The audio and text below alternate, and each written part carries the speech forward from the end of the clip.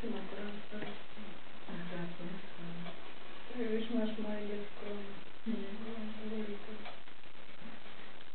Když tomu dáváš jet, teď těch po 4 hodinách, po chstance od něho, ale on si teda všude ráno vycvičku, jo? Někde jinde, ale. Kouká.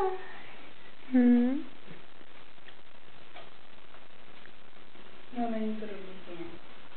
Jako ta paní to, na tom internetu oni to taky odchvolí, jo, přitom mohli. Bytě, jo. Bytě, no. Zbírali tam jedno, jsme se měla klid a třítně trochu a no tak už jedno všecko. A když si svítí na něj slunku, že jo.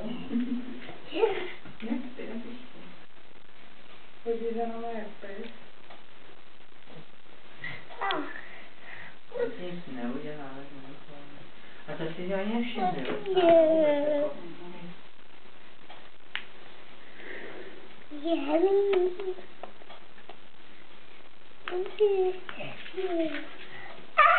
Neboj. Tady se ono nezvaní.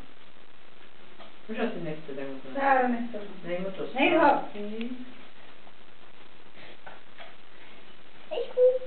ho. Tady hodina myslíš.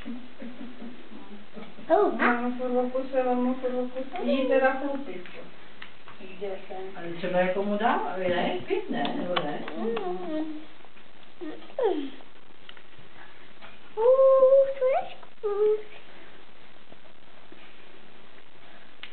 Lejsku, tam mu moc nechce, tam má bolístku, víš?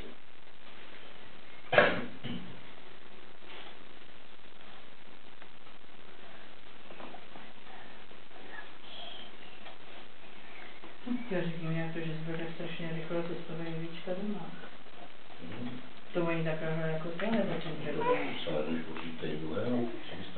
Já je vyfotím. Nepřijel natáčím. Tam přišel Já to natáčím na ty, víš?